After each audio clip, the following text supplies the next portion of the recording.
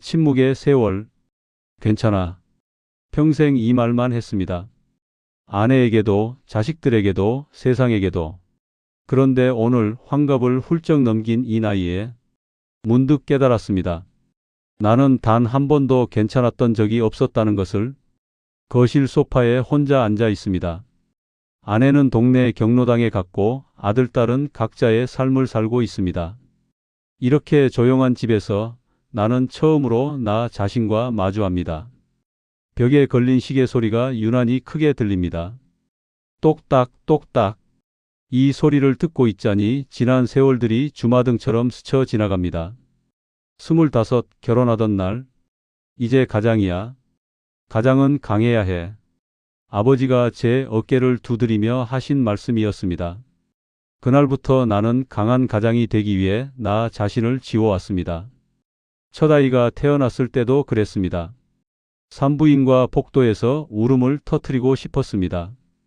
기쁨과 두려움이 뒤섞인 형언할 수 없는 감정이 북받쳐 올랐습니다. 하지만 참았습니다. 아빠는 울면 안 돼. 이제 너는 이 아이를 책임져야 할 사람이야. 그렇게 스스로에게 말하며 눈물을 삼켰습니다. 공장에서 일하던 시절이 떠오릅니다.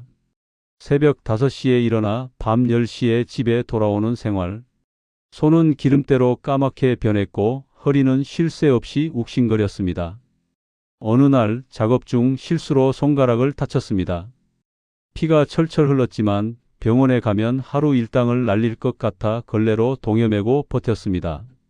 그날 밤 집에 돌아와서도 아내에게 말하지 않았습니다. 걱정시키고 싶지 않았습니다. 화장실에서 혼자 소독하고 붕대를 감았습니다. 거울 속 제 모습을 보며 생각했습니다. 괜찮아. 이 정도는 괜찮아. 아이들이 중학교에 들어갈 무렵이었습니다. 교육비가 만만치 않았습니다. 학원비, 교복값, 참고서값. 월급날이 되면 통장은 텅 비었고 나에게 남는 건 담배 한 갑살 돈뿐이었습니다. 동료들이 퇴근 후 소주 한잔 하자고 할 때마다 거절했습니다. 오늘은 집에 일찍 가야 해서. 사실은 주머니 사정이 빠듯했기 때문이었습니다. 하지만 그렇게 말할 수는 없었습니다. 가장으로서의 자존심이 허락하지 않았습니다. 집에 돌아오면 아이들은 아빠 하고 달려왔습니다. 그 웃음소리가 좋았습니다. 피곤함이 눈 녹듯 사라지는 기분이었습니다. 하지만 그것도 잠시. 아이들이 아빠 이거 사줘. 아빠 친구들은 다 가는데.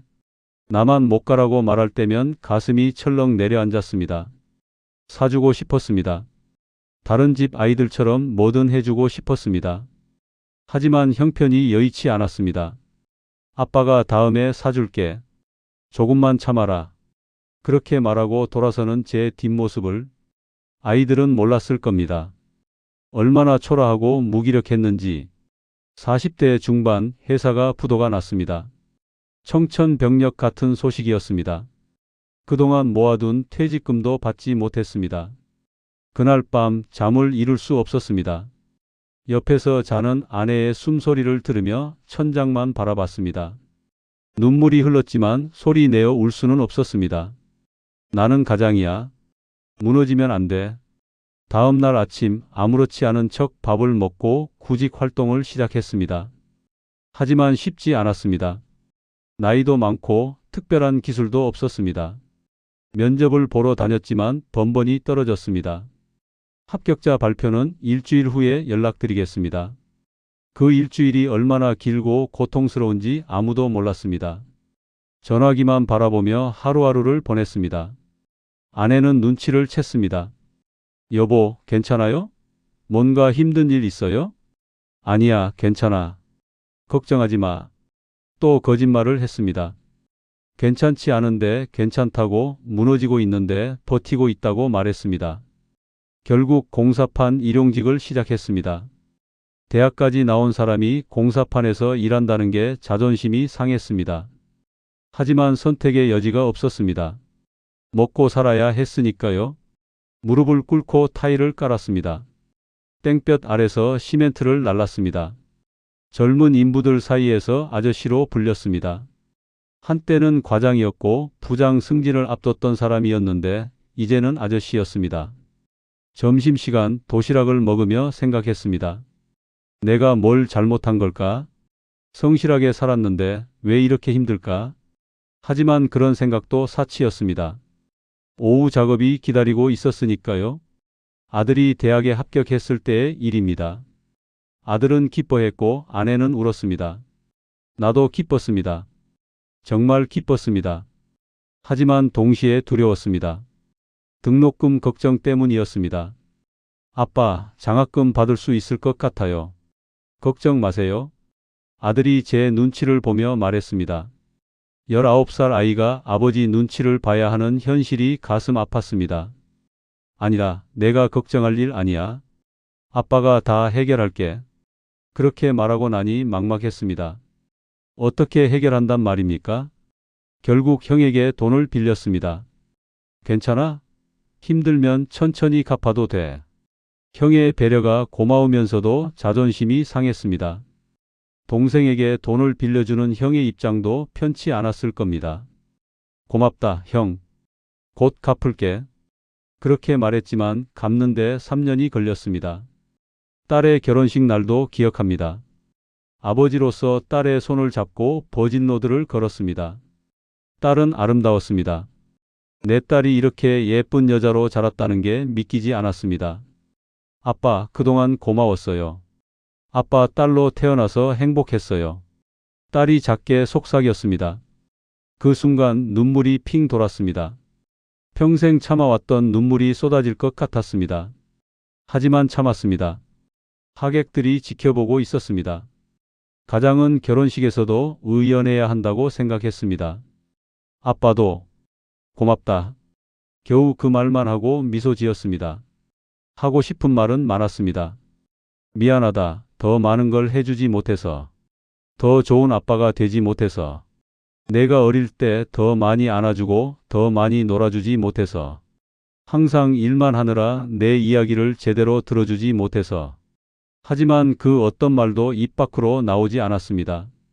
은퇴를 하고 나서였습니다. 갑자기 시간이 많아졌습니다. 할 일이 없었습니다. 40년 넘게 일만 했던 사람에게 갑자기 찾아온 여가는 축복이 아니라 공허였습니다. 아침에 일어나 뭘 해야 할지 몰랐습니다. 아내는 여전히 바쁘게 움직였지만 나는 할 일이 없었습니다. 거실에 앉아 TV를 켰다가 껐다가를 반복했습니다. 여보, 동네 경로당 한번 나가보지 그래요? 아니야, 괜찮아. 경로당에 가면 비슷한 처지의 노인들이 있을 텐데 왜 가기 싫었을까요? 아마도 인정하기 싫었던 것 같습니다. 내가 이제 노인이 되었다는 사실을. 손주들이 놀러 왔을 때였습니다. 할아버지, 같이 놀아요. 손주가 제 손을 잡아 끌었습니다. 아이의 작은 손이 따뜻했습니다. 그 손을 잡고 마당에서 놀아주었습니다. 아, 내 아이들이 어렸을 때도 이렇게 놀아줬어야 했는데. 후회가 밀려왔습니다. 아들, 딸이 어렸을 때 놀아달라고 졸랐던 기억이 납니다. 하지만 그때는 너무 피곤했습니다. 아빠, 피곤해. 조금 있다가 놀아주마. 그렇게 말하고 소파에 누웠습니다. 그러다 잠들었고 깨어보면 아이들은 이미 자고 있었습니다. 그런 날들이 반복되었고 어느새 아이들은 더 이상 놀아달라고 하지 않게 되었습니다. 미안하다. 정말 미안하다. 손주를 안으며 속으로 사과했습니다. 내 아이들에게, 그리고 그때의 나 자신에게. 건강검진을 받으러 갔을 때였습니다. 의사가 결과지를 보며 말했습니다. 혈압이 높으시네요. 스트레스 많이 받으셨죠? 아니요, 별로. 괜찮습니다. 또 괜찮다고 말했습니다. 습관처럼. 몸은 정직합니다. 마음의 짐을 좀 내려놓으셔야 해요. 의사의 말에 뭐라고 대답해야 할지 몰랐습니다. 마음의 짐을 내려놓으라고요? 어떻게요? 평생을 짊어지고 살아온 이 짐을 이제 와서 어떻게 내려놓습니까? 밤에 잠을 이루지 못할 때가 많아졌습니다. 과거가 자꾸 떠올랐습니다. 후회되는 순간들이 파노라마처럼 지나갔습니다. 그때 좀 더 솔직했더라면, 그때 힘들다고 말했더라면, 그때 울고 싶으면 울었더라면. 하지만 이미 늦었습니다. 시간은 되돌릴 수 없으니까요. 옆에서 아내가 자고 있습니다. 45년을 함께 산 사람입니다. 하지만 제대로 대화를 나눈 적이 얼마나 될까요? 여보, 작게 불러봤습니다. 아내는 자고 있었습니다. 하고 싶은 말이 많았습니다. 고마워. 내 옆에 있어줘서. 힘들 때 버텨줘서. 내가 부족한 남편이었는데도 떠나지 않고 함께해줘서. 하지만 말하지 못했습니다. 이제 와서 이런 말을 하면 이상하게 들릴 것 같았습니다. 며칠 전 아들이 전화했습니다. 아버지, 요즘 어떻게 지내세요? 잘 지내지. 너는? 저도 잘 지내요. 아버지, 건강 챙기세요. 그래, 너도. 짧은 대화였습니다. 하고 싶은 말은 많았는데 나오는 말은 겨우 몇 마디였습니다. 아들아, 사실 아빠는 외롭다. 할 일이 없어서 하루하루가 길다. 너와 더 많은 이야기를 나누고 싶다. 내가 어떻게 지내는지, 직장은 괜찮은지, 힘든 일은 없는지 듣고 싶다. 하지만 그런 말은 하지 못했습니다. 아들에게 짐이 될까봐, 걱정을 끼칠까봐. 오늘따라 창밖을 보니 날씨가 좋습니다. 햇살이 따뜻하게 비춥니다. 문득 산책이라도 나가고 싶어집니다. 신발을 신고 밖으로 나섭니다. 동네 공원을 천천히 걷습니다. 벤치에 앉아 사람들을 바라봅니다. 젊은 부부가 아이와 함께 웃으며 걷고 있습니다. 아이가 아빠 손을 잡고 뛰어다닙니다. 나도 저랬었는데 옛날 생각이 납니다. 아들을 어깨에 태우고 공원을 걸었던 기억이 그때는 무거웠습니다. 어깨가 아팠습니다. 하지만 지금 생각해보니 그 무게가 그립습니다. 벤치 옆에 나무가 있습니다. 오래된 나무입니다. 나무를 보니 나 같다는 생각이 듭니다. 뿌리 깊게 박혀서 어떤 바람에도 흔들리지 않으려고 버텨온 나무. 하지만 나무도 바람에 흔들릴 때가 있습니다. 그게 자연스러운 건데 나는 왜 흔들리면 안 된다고 생각했을까요? 핸드폰을 꺼냅니다. 아내에게 전화를 걸까 하다가 멈춥니다. 뭐라고 말해야 할까요? 한참을 망설이다가 용기를 냅니다. 여보, 왜? 무슨 일 있어? 아니, 그냥 보고 싶어서. 전화기 너머로 잠시 침묵이 흐릅니다. 어디야 지금? 공원에. 산책 나왔어. 혼자? 응. 밥은 먹었어? 아직. 들어와. 내가 준비할게. 응, 고마워. 전화를 끊고 나니 마음이 조금 가벼워집니다. 고마워라는 말을 했습니다. 별것 아닌 말 같지만 나에게는 큰 용기였습니다. 집으로 돌아가는 길에 생각합니다. 이제라도 말을 해야겠다고, 솔직해져야겠다고, 힘들면 힘들다고, 외로우면 외로웠다고, 미안하면 미안하다고 말해야겠다고, 늦었지만 너무 늦지는 않았다고 스스로에게 말합니다. 집에 도착했습니다. 현관문을 열고 들어서니 아내가 부엌에서 음식을 준비하고 있습니다. 다녀왔어. 응, 어서 와. 씻고 나와. 밥 차릴게. 평범한 대화입니다. 45년 동안 반복해온 대화입니다. 하지만 오늘은 다르게 들립니다. 어서 와라는 그 말이 당신이 돌아와서 다행이야 라고 들립니다. 식탁에 앉습니다. 아내가 차려준 밥상을 바라봅니다. 된장찌개, 김치, 계란말이, 소박한 반찬들입니다. 잘 먹겠습니다. 숟가락을 듭니다. 된장찌개를 한 숟가락 떠서 입에 넣습니다. 따뜻합니다. 아내가 바라봅니다. 맛있어? 응, 맛있어. 다행이다. 짧은 대화입니다. 하지만 이 짧은 대화 속에 45년이 담겨 있습니다. 밥을 먹으며 아내를 봅니다. 주름이 늘었습니다. 머리도 많이 휘었습니다. 하지만 여전히 아름답습니다. 25에 만났던 그 사람, 같이 늙어가기로 약속했던 그 사람. 여보, 왜? 나. 말을 하려다 멈춥니다. 뭐라고 말해야 할까요? 나 사실은 힘들었어. 많이 힘들었어. 아내가 놀란 표정으로 나를 봅니다. 평생 괜찮은 척 했는데 사실은 괜찮지 않았어. 미안해. 솔직하지 못해서. 아내의 눈에 눈물이 고입니다. 나도 알아. 당신이 얼마나 힘들었는지. 괜찮은 척하는 거 다 알았어. 알았어? 응. 여자는 다 알아. 그냥 모르는 척 해줬을 뿐이야. 아내가 제 손을 잡습니다. 따뜻합니다. 고생했어. 정말 고생 많았어. 그 말에 눈물이 납니다. 평생 참아왔던 눈물이 흘러내립니다. 미안해. 미안해. 울어도 돼. 이제 울어도 돼. 아내의 허락에 소리 내어 울었습니다. 65 평생 처음으로 누군가 앞에서 우는 것 같습니다. 한참을 울고 나니 마음이 한결 가벼워집니다. 좀 나아? 응. 고마워. 이제부터라도 힘들면 힘들다고 해. 알았지?